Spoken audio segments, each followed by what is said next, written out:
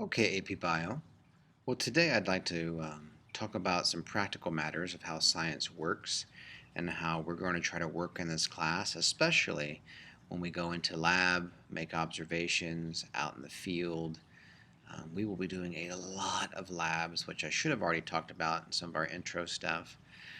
But brace yourself. Some of these labs are very complex, and you all will be ones that I form a partnership with a local university to try and pull off probably the most complex experiment I've done with students.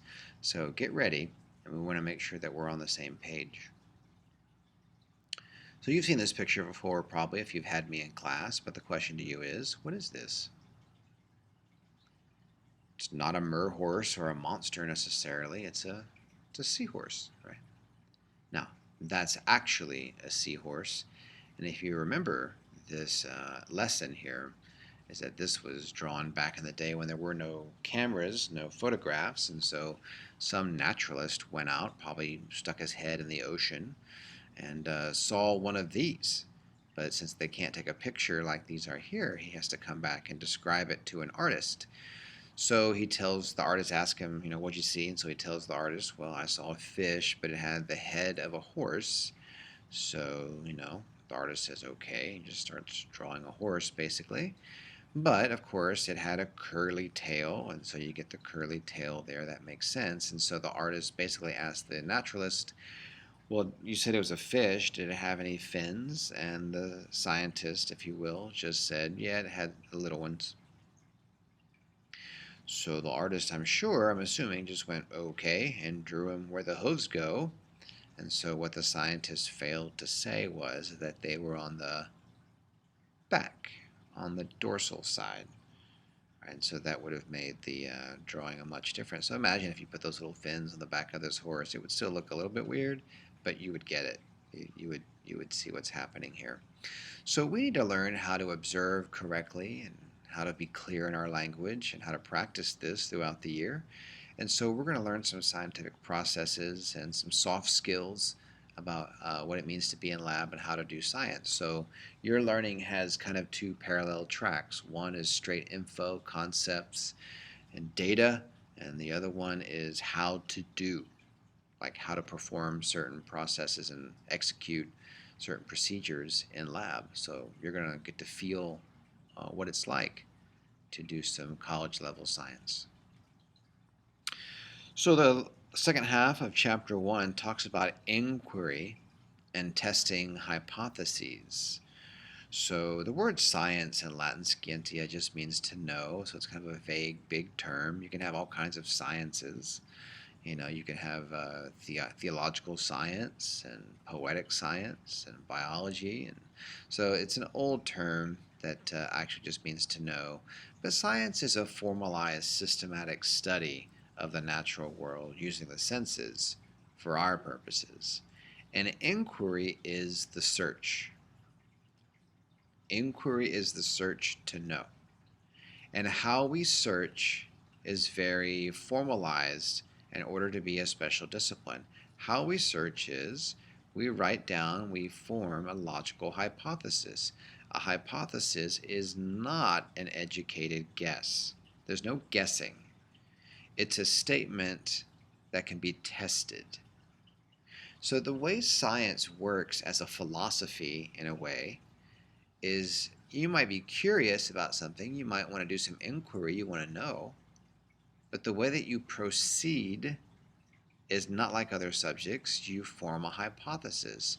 I think this will happen if, and it needs to be something that we can actually test to be true or false. Now, you could make statements, you can make claims, and those claims might be true, but if we can't test them, science is not going to say whether or not it's true. I think you know what I'm talking about. Like religious claims, for example, or philosophical claims. They may or may not be true, depending on what you say, but the real issue is if we can't test it, then science is not going to make a definitive statement either way. It shouldn't. Scientists might do that, but science as a practice doesn't. And so that's what you want to do in your first step about doing scientific inquiry is slow yourself down and make a statement about natural phenomena that can be tested. And we want to keep a record of this. In this class, I highly recommend you get an organized way to keep track of data, observations, hypotheses, and concepts that are really important to you. You can leave it in your notes, special section of your notes, Moleskine, I don't know, something like that.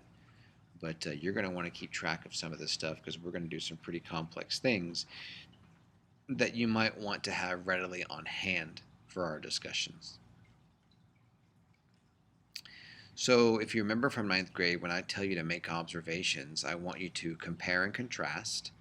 Compare means how they're alike, contrast is how they're different. And I also want you to do quantitative and qualitative measurements. So when we go into lab, we have a code signal, a code word where I just look at you and I say, make observations. And your brain reflex should be, oh, he wants compare, contrast, quantitative, qualitative. So here's a list of obvious things that count, that matter for quantitative and qualitative. Quantitative is quantity in numbers. So ratios, percentages, stick a thermometer in there, make a graph, 5 paces, 15 meters, 52 bugs, whatever. Get some numbers. Qualitative is qualities or attributes. So it could be a move fast or slow. You don't have to give a number. How it behaved. You can do draw, sketch, video, audio recording, anything that has to do with the qualities, colors, sizes without numbers, or descriptions. Whatever works. So keep in mind, I want you to do those things when I say make observations. Science works on a level called inductive reasoning. There are two types that you should have learned in logic class, but inductive reasoning starts small and works its way up to making grander statements. So if I just said, all high schoolers are, and I filled in the blank, whatever, that is a deductive statement, a general statement that I would then try to apply to each one of you, and I'm doing deductive reasoning. To do inductive reasoning, it sounds a little creepy. I would have to watch one of you for a long time. And then I would watch 2 or 3 of you. And then I would watch the whole class. And then I would watch different classes, but only at this school. Then I'd watch different classes of this type at other schools. And I'd have to work my way up to larger and larger observations. And the things I can say or generalize about actually become fewer and fewer in number. It's easier to generalize about you than it is about all teenagers. And so the statements in science end up being rather rare compared to what they could say, because inductive reasoning takes a very long time. We can get up to certain levels, like all organisms are made of cells, right? All life has a history, but that takes a very, very long time to do that. For example, how would you determine which one of these was formed by a glacier versus erosion? Do you know how you would tell? Which one was carved by a giant ice wedge bulldozer, and which one was eroded through melting and freezing? There's an obvious answer if you see it. The one on the bottom right has that nice shallow slope. It's got water down below. The one on the left, there's no water there, and that looks like it was just cut in half. So there are ways to try and observe individual small things to then make a larger assumption, where you would say the top left was carved by a glacier and the bottom right was done by erosion. So there's deductive reasoning. We don't do a lot of that. Once we do get a large statement, then we want to try to apply it to smaller phenomena. Evolution's in that phase right now where there are some large statements. Genetics is in that phase that they now apply to smaller phenomena to see if it works. So it's a piecing together. And so initial observations can lead you to many hypotheses, and we want to see which one is the most plausible. We never really say it's true in science. We just say it's plausible, likely, right? And that's not a statement of there's no knowledge and everything is subjective. That's just what you call humility. Just going one step at a time and being cautious, believe it or not. Whenever you do this, you have to have a control, something you're not messing with. So going back to those mice, the control was the white mouse on the light background or the dark mouse on the dark background. That makes sense. You don't do anything to that. And then you introduce a different variable, right? One that you can actually test. So what I want you to understand through this entire process is that science is awesome. It's full of curiosity and adventure and swimming with dolphins and all that kind of fun stuff. But in terms of its attempt to know things about the natural world, it has self-imposed this type of procedure to help ensure that what it says fits with the truth of what's actually happening. And that is very, very difficult to do. We have to control certain things, introduce other things, and then measure certain things and compare them and do that over and over and over again in a bunch of circumstances before we can really say anything large. So it's amazing that science has as much knowledge as it does. Last, I want you to marry someone in class. I don't mean that in a romantic sense and marry them for life, but I want you to find a partner in class who can help you navigate the questions, do labs together.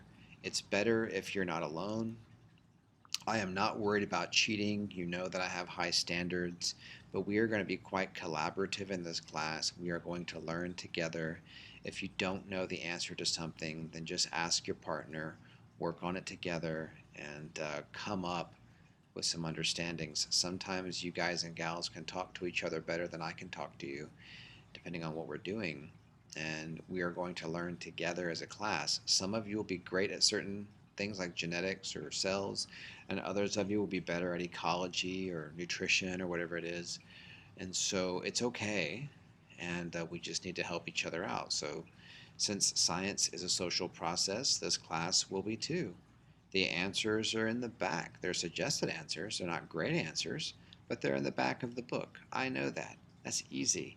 You don't need to be Googling stuff or looking at flashcards or Spark Notes or anything else you can find online. You need to stop that and just be with me. Work hard with your partner, and we all learn together. Any other shortcuts are just going to mess your brain up. Okay? Well, that's it for part 2 of our intro lessons. See you later.